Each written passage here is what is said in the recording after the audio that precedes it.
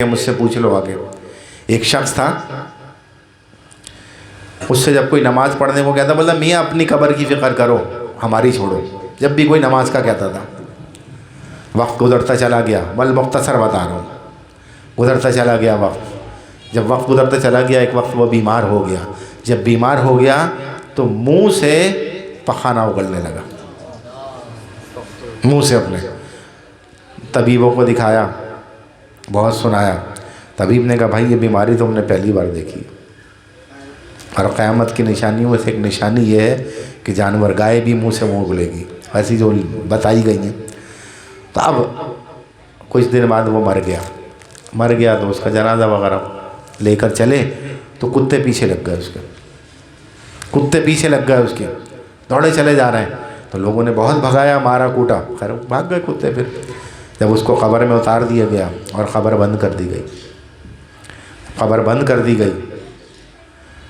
बेनमाजी की बात करूं, जब नमाज का कोई कहता था बोला तुम अपनी फ़िक्र की कब्र करो और अपनी कब्र की फ़िक्र करो, हमें छोड़ दो, कभी कभार नमाज पढ़ता था वो, देखा होगा लोगों ने।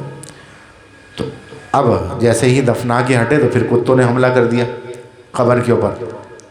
जब कुत्तों ने फिर हमला कर दिया और कब्र खोदने लगे, फिर लोगों ने भगाया, उसका बाप भी रो रहा है, उसका भाई भी रो रहा है कि ये क्या हो रहा है।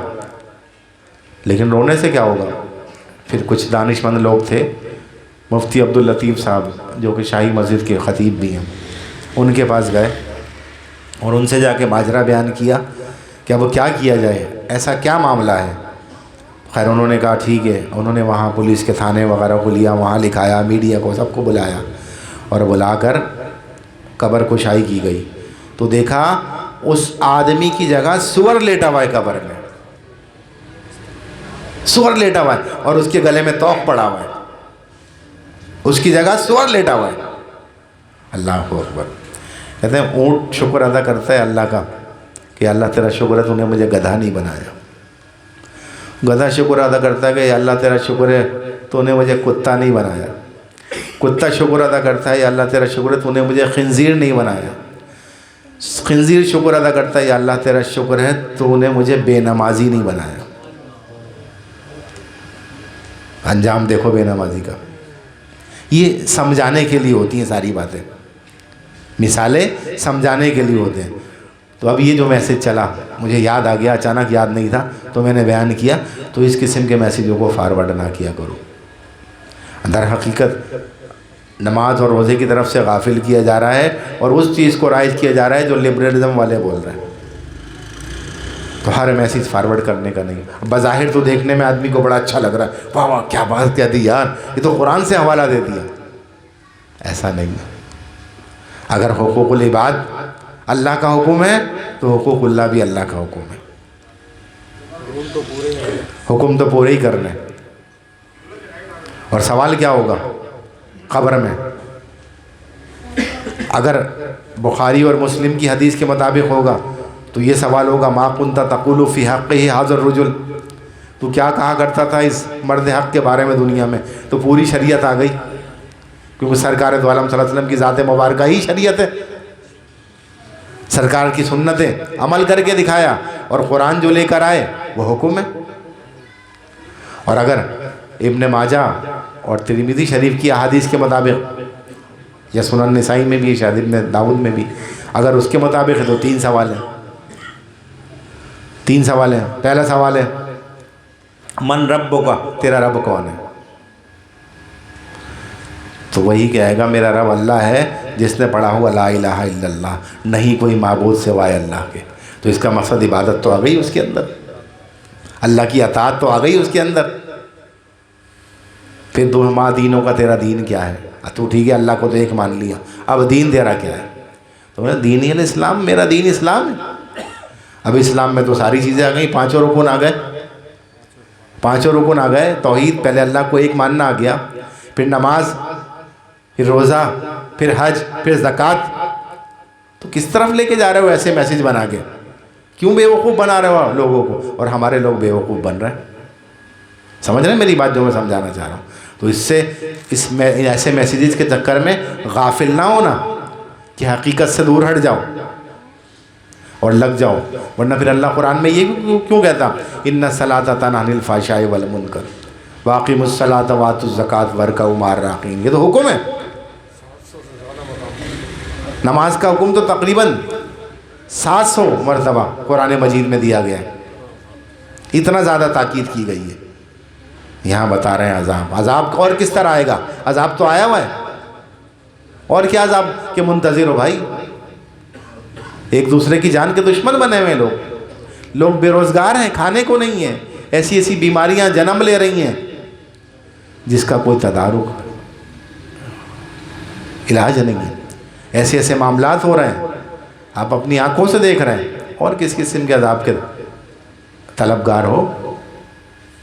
اللہ تعالی ہم سب پر رحم فرمائے، ہمیں سمجھنے کی اور عمل کرنے کی توفیق عطا فرمائے۔ تو ابھی تو صرف تکبر تک پہنچے تھے، اس سے آگے چلیں یا بس؟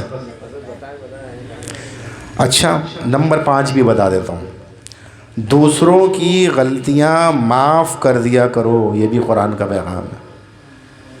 یہاں تو پکڑ لیتے ہیں لوگ، پیچھے پڑ جاتے ہیں، سدھار کے بجائے بگاڑ پیدا کر دیتے ہیں۔ اللہ اکبر۔ نمبر 6، لوگوں کے ساتھ آہستہ بات کیا کرو۔ وہاں بدتمیزی کا تذکرہ تھا، یہاں تھا آہستہ بولا کرو۔ یہاں تو لوگ ایسا چیختے پھاڑتے چلاتے ہیں، یہ قرآن کے پیغام بتا رہا ہوں۔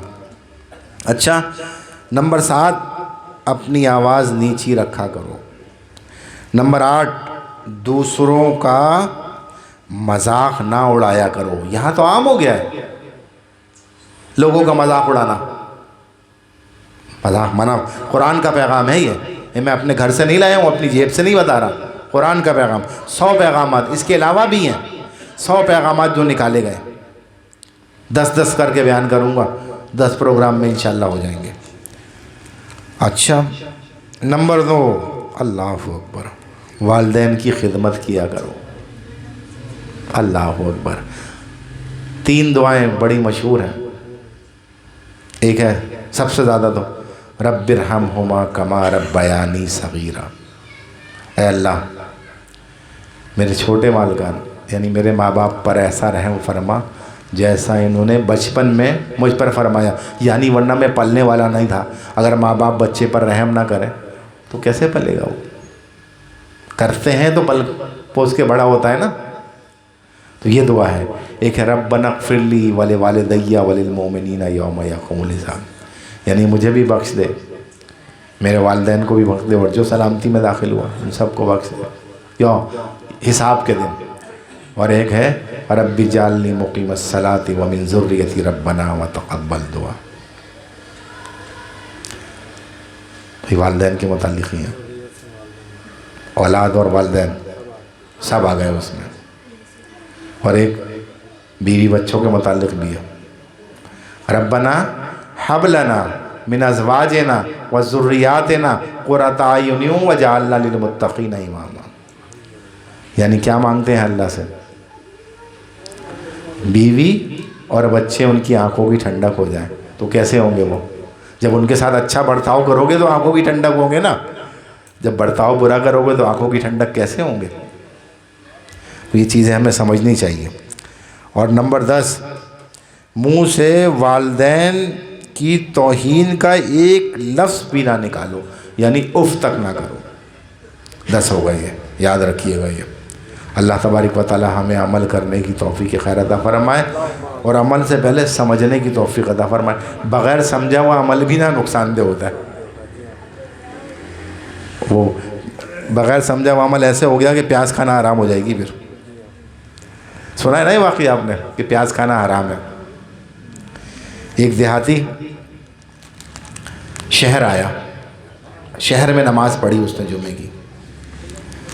جمعے کی نماز پڑھی، امام صاحب نے تقریر کی، اس نے تقریر سنی اور اپنے گاؤں چلا گیا، اور جا کے لوگوں سے کہنے لگا لوگوں پیاز کھانا حرام ہے۔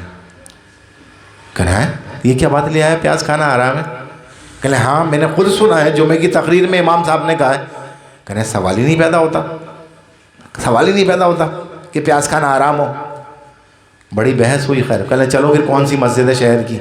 کچھ لوگ اس کے ساتھ چلے، شہر میں پہنچے، اس مسجد کے امام صاحب سے ملاقات کی۔ کہنے امام صاحب اتنے جمعے پہلے میں آیا تھا یہاں، میں نے نماز پڑھی تھی جمعے کی، تو جمعے کی تقریر میں آپ نے کہا تھا پیاز کھانا حرام ہے۔ بولے میں نے کب کہا ہے بھائی پیاز کھانا حرام ہے؟ میں نے کب کہا ہے پیاز کھانا حرام ہے؟ بولا نہیں ہے۔ بولا بھائی میں نے ایسی کوئی تقریر نہیں کی۔ کہنا نہیں آپ نے کی ہے۔ بولا اچھا بتاؤ بھائی کس موضوع پر تھی، کیا تھی، پھر میں سمجھوں۔ کہنے آپ سود کے متعلق بات کر رہے تھے۔ بولا ہاں تو میں نے کہا بیاج کھانا حرام ہے، ہندی میں بیاج کہتے ہیں سود کو، یہ تھوڑی کہا پیاز کھانا حرام ہے۔ تو بغیر سمجھے عمل کرو گے تو یہی حال ہوگا، اگر سمجھ کے کرو گے پتہ، بغیر سمجھے کرو گے تو حلال چیزوں سے بھی دور ہو جاؤ گے۔ بولے میں نے تو یہ تھوڑی کہا، میں نے کہا بیاج کھانا حرام ہے یعنی سود کھانا، یہ تھوڑی کہا پیاز کھانا حرام ہے۔ بولا نہیں میں نے تو یہی سنا کہ پیاز کھانا حرام ہے۔ تو اگر بغیر سمجھے عمل کی کوشش کرو گے تو پھر یہی حال ہو جائے گا کہ حلال کو حرام اور حرام کو حلال کرنے لگو گے، خلط ملط ہو جائے گا۔ ہاں جس کی سماعت اچھی ہے نا اس کا کلام بھی اچھا ہوتا ہے، یہ بات یاد رکھو۔ اپنی سماعت درست کرو، لسننگ پاور جس کی، جب لسننگ پاور اچھی ہوگی نا تو اسپیکنگ پاور آٹومیٹکلی اچھی ہو جائے گی۔ بیس کرتا ہے کہ کیا سنا تو کیا جواب دو گے۔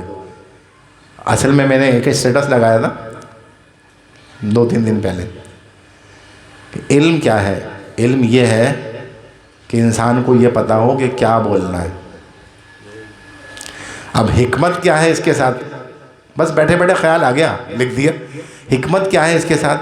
حکمت یہ ہے کہ وہ جو کیا بولنا ہے وہ کب بولنا ہے یہ بھی پتا ہو، بے محل نہ بولے آدمی۔ تو علم یہ ہے کہ اسے پتا ہو کیا بولنا ہے، اور اس کے ساتھ حکمت یہ ہے کہ اسے یہ پتا ہو کہ وہ کیا جو بولنا ہے وہ کب بولنا ہے۔ اگر بر وقت بولو گے تو بات سمجھ میں آ جائے گی۔